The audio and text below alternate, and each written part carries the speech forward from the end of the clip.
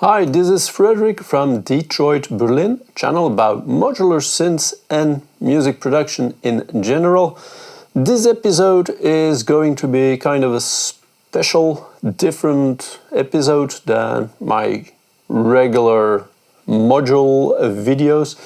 This one is going to concern patch cables. It's really important, the connections you make between the modules. You need patch cables in order to do that. I will talk different brands, different lengths and colors that are available, the feeling of a cable, quality, which cables are expensive, which cables are affordable, and which I tend to prefer. My experiences I will share with you in order to make the right choice if you're looking for new cables. So please bear with me. The first point, how do these cables feel? I have these cables here of Erica Synths, and these are braided cables. They feel amazing because they feel pretty soft, thick, but they're also very flexible. I really like that. Another brand which I really like, obviously, because I made so much videos and I truly support them, is Duffer. These Duffer cables, I really must be honest, these cables I do not like. These are not the most expensive cables. They're pretty thin, which is a good point, but they're thin and they remember the shape in how you plied those cables. So if you're patching and it's in a particular position, it remembers this shape. If you have not an extremely long cable, but it has some length, if you plug this cable in and you plug it somewhere else, like here, then it doesn't fall.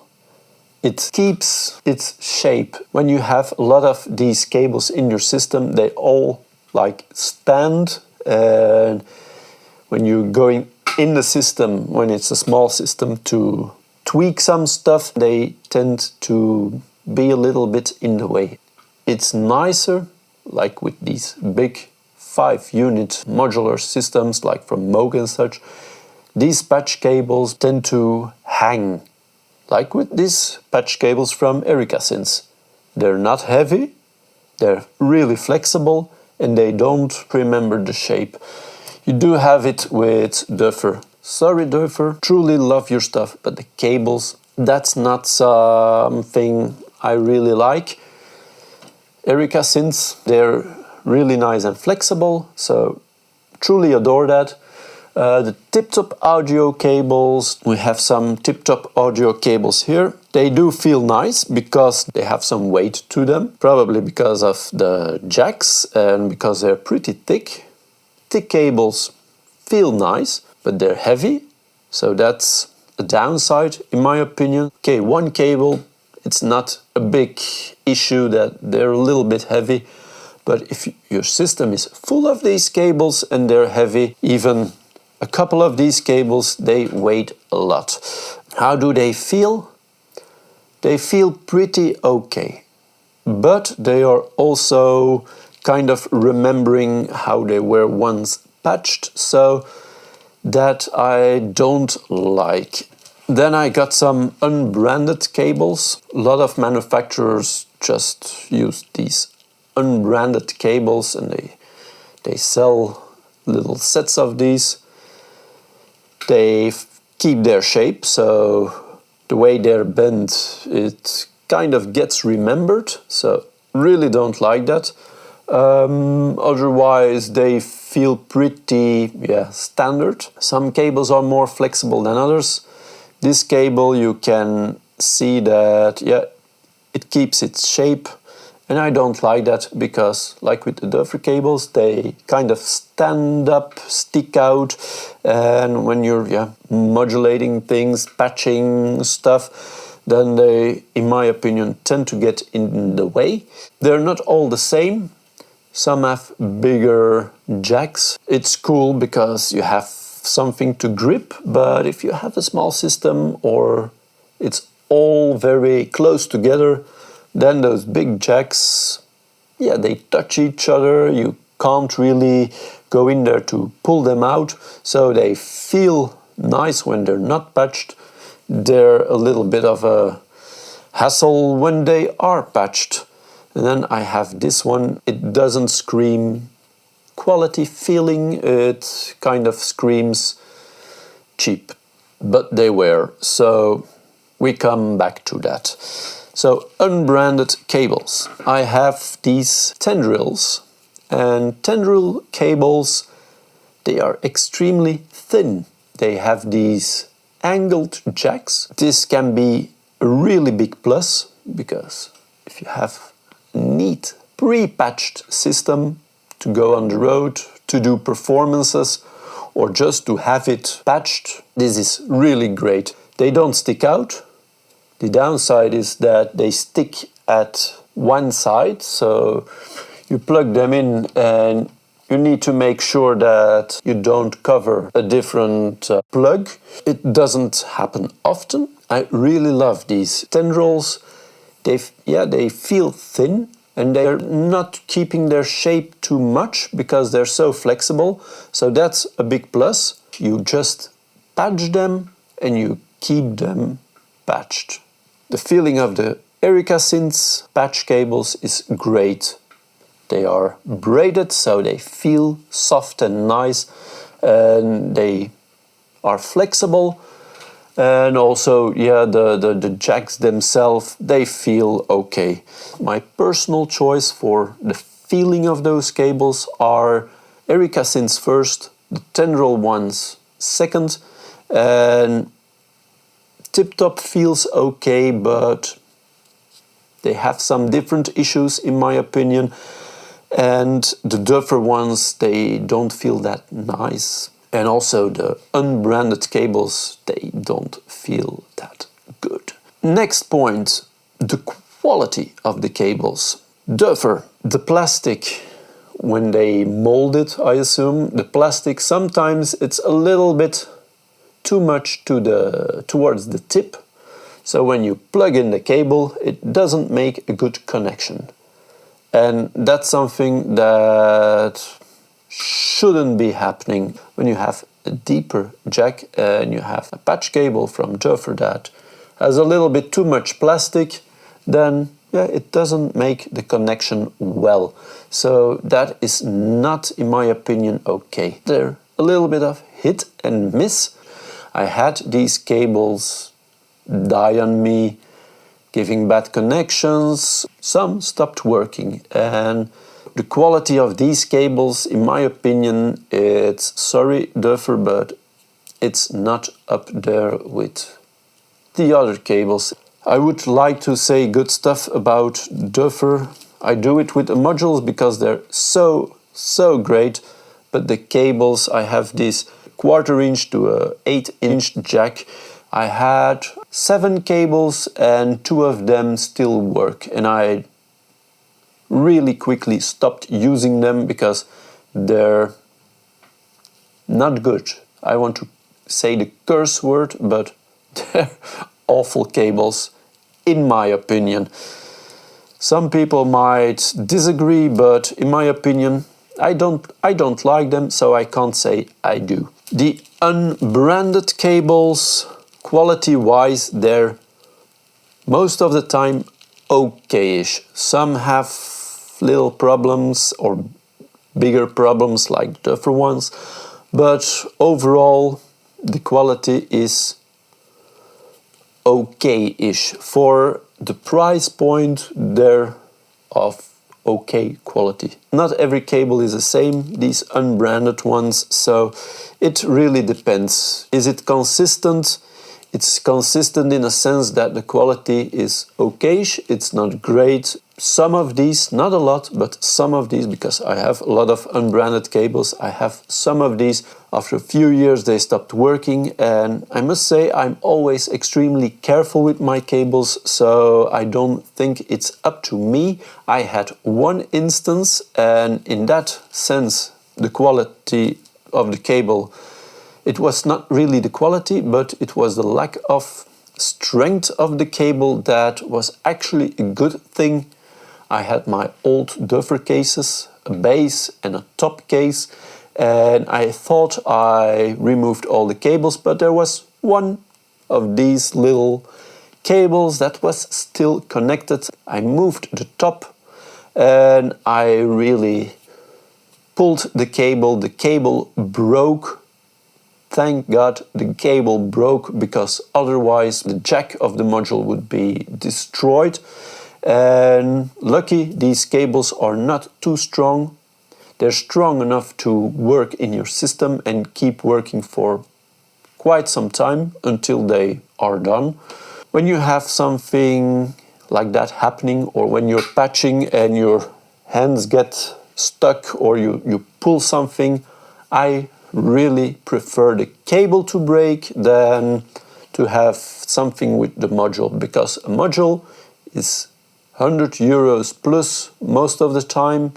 You have really expensive modules. To take them apart, repair them, I really prefer the cable to break. I wouldn't call them as bad as the Duffer ones, but they're not great.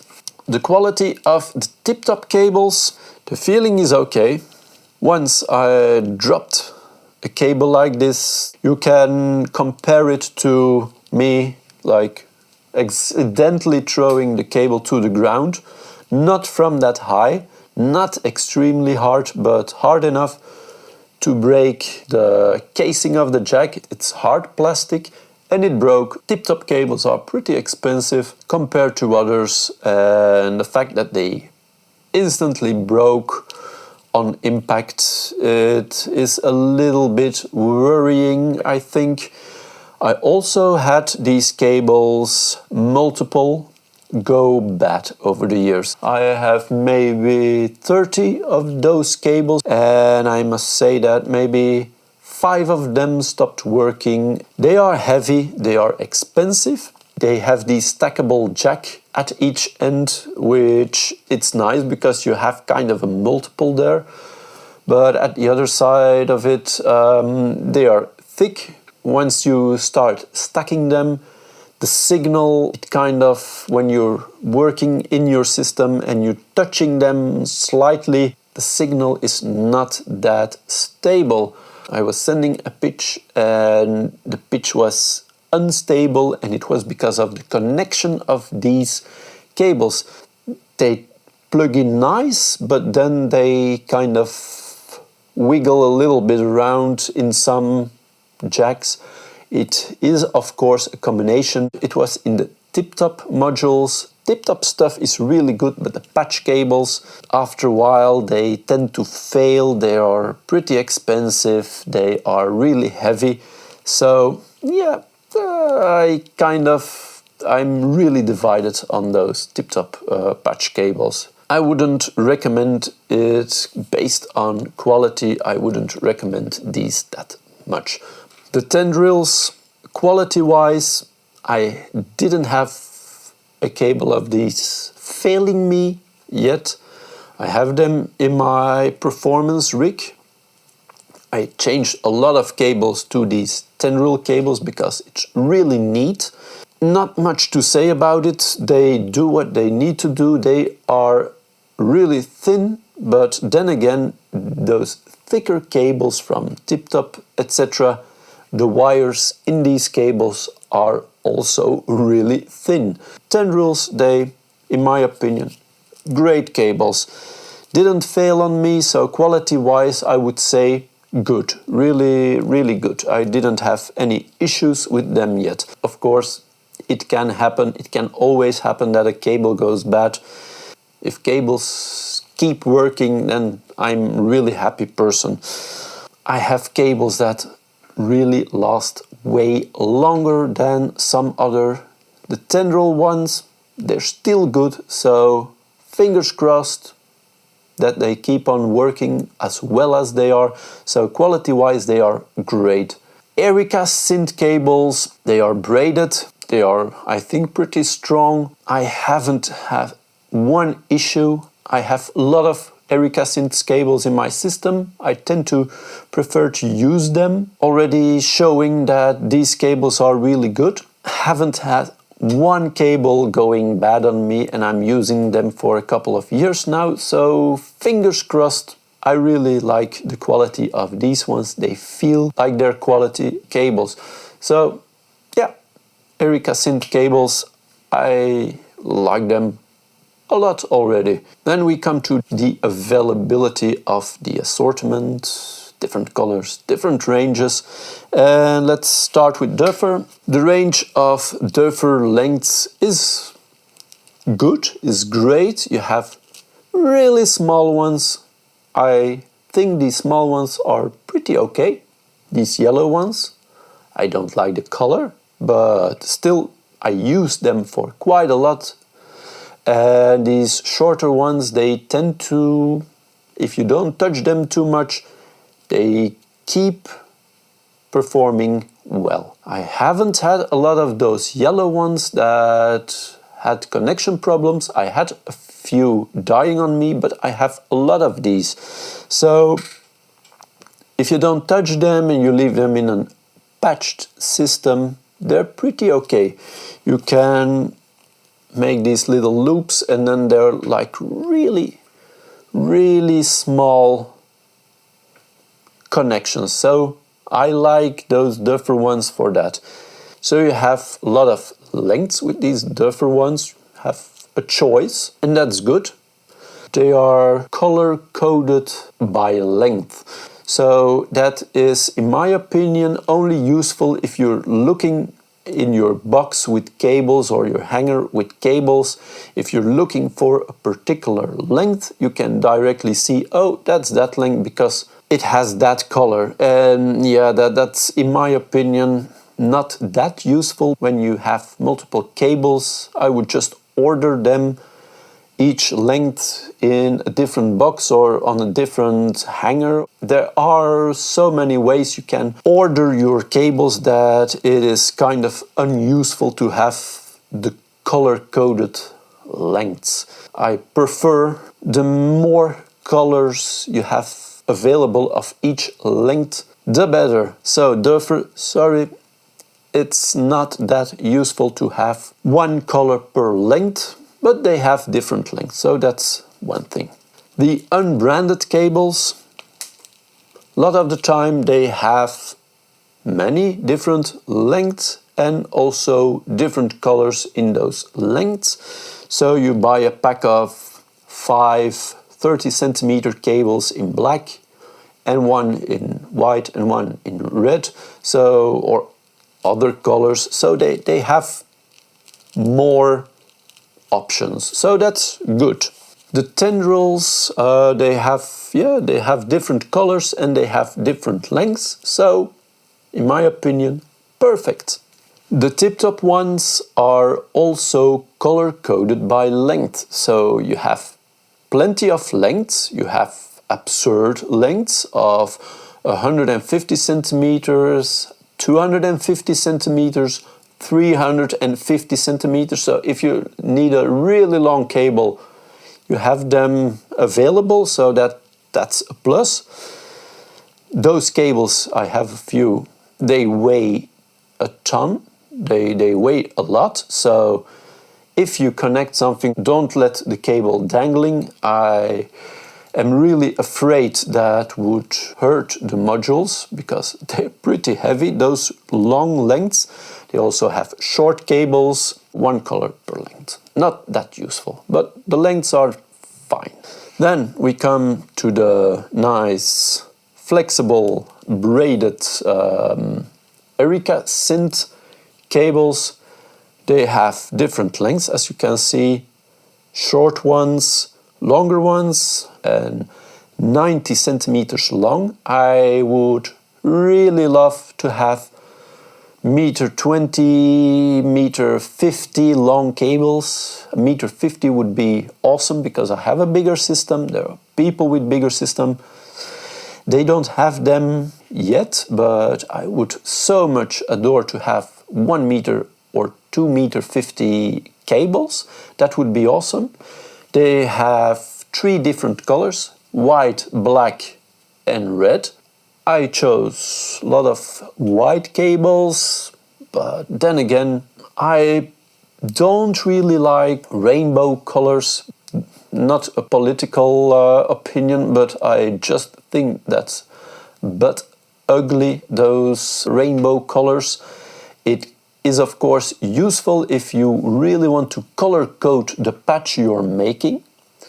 I don't have HOSA cables, but HOSA cables, they have those ugly rainbow colors. Some people like them, so that's great. I don't have them. I should actually buy a few maybe, but I just don't like rainbow colors. And those HOSA cables, they have gray ones, but not the black and the white ones. These white colors, I just really think it's very technical.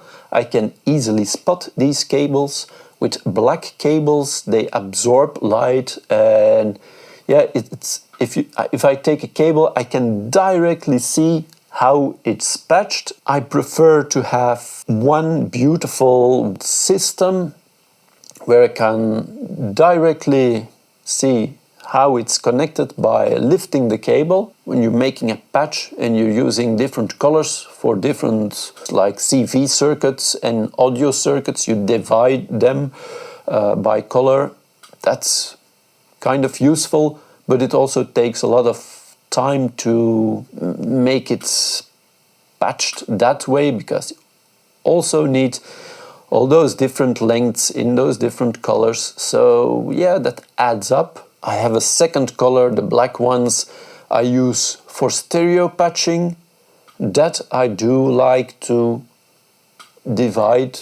I like my left and my right to be color coded.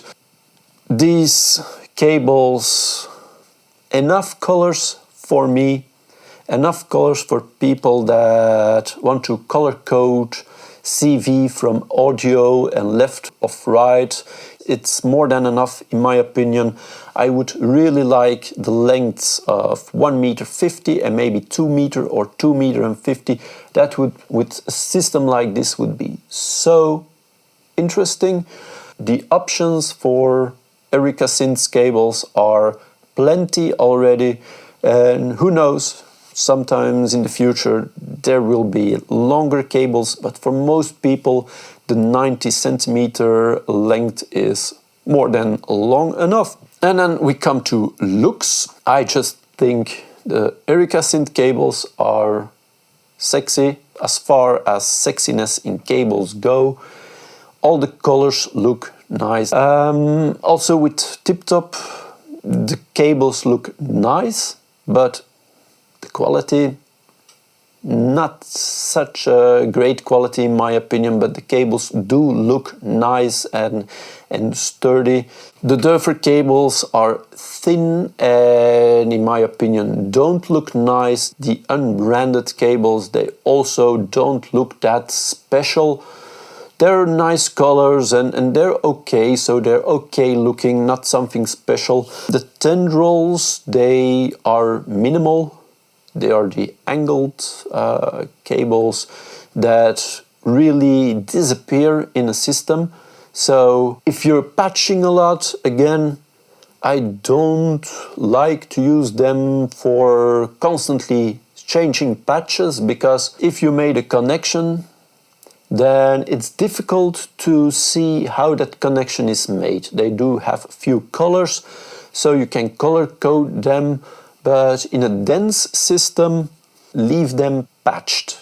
And then these tip-top cables, they look nice. They remind me a little bit of those, especially with the stackable connectors, they remind me of those Buchla cables. They look good, but then again, yeah, all the negative stuff I had with these cables, does look still matter is the question. So then you got these special cables like the ones with the LEDs, which I don't have. I don't have those weird cables. They are pretty expensive because of the technology, because there's an LED inside. It's useful, of course, when you have modules that have CV or gate and you want to see what that CV is doing, how much the voltage is going. Then they kind of react and they light up. The jacks light up, not the whole cable if I'm correct, a little bit maybe. The jacks, they have these built-in LEDs and they light up when, yeah, there's a trigger or there's an LFO going up and down. So that's pretty useful, I would say, but I don't think the quality audio-wise or performance-wise is that much better or even at the same level as other cables. Of course, those special kind of cables, they often come in not that many different lengths. Once saw those golden cables with black jacks. I didn't buy them because I think the longest length was 60 centimeters and they were pretty expensive. I refrained from buying them and I opted for, yeah, those Erica synth cables, braided ones instead. They were also braided, those gold colored ones, and I don't think most of the special cables are really worth it. And then we come to price point. The most expensive cables I have are the tip-top ones. They cost between 7 and 11 euros a cable. The Erica synth ones, they were like between, I think, 14 and 60 euros per pack of 5 cables. So these tip-top cables are like almost 4 times as expensive as the Erica synth cables, and I must say that I truly prefer these Erica synth cables way above those tip-top cables. So yeah, it's a no-brainer to buy the Erica synth ones. The no-brand cables are not that much cheaper. Dover is also not that much cheaper, if cheaper at all. And yeah, the quality is meh. The Tendrils, they're pretty affordable too. They're not extremely expensive. They're all around the same price. So only the more expensive cables in my system are those tip-top cables, and they're totally, in my opinion, my personal opinion, they're totally not worth it. So, conclusion, to round it up, I would say Erica synth cables are a no-brainer. They feel amazing. I had people coming over, they all said, oh, these are really nice cables. That's an honest opinion. Then these Tendrils, they're really great for making pre-patched systems, like in my performance modular. I need to open it up and I don't need to set up for a long time with patching things from scratch. Everything is wired and ready to go. It has its drawbacks of, yeah, defying a little bit the modular spirit in that things are pre-patched. But if you want to have it as neat as possible, then those Tendrils are really good choice. So that are the 2 best, I would say. Cables I don't have, I can't comment on. Tip-top audio, would not recommend it. Dover, sorry, I would not recommend it. And brandless cables, it's always a little bit of a gamble. But give those Erica synths a chance, try it out, it's not expensive, and see how you like it. Or those Tendril cables if you want things pre-patched and really neat. I will perhaps make a video on my cable management of my performance modular. If you want a video like that or another video, leave a comment. What is your favorite brand? Do you like rainbow colors or do you prefer white, black, red, blue, whatever color cables? Leave it in the comment section and let's start a chat. And yeah, hope you liked this video. Please give it a thumbs up and subscribe to the channel if you haven't already. And I hope to see you next time. Bye bye.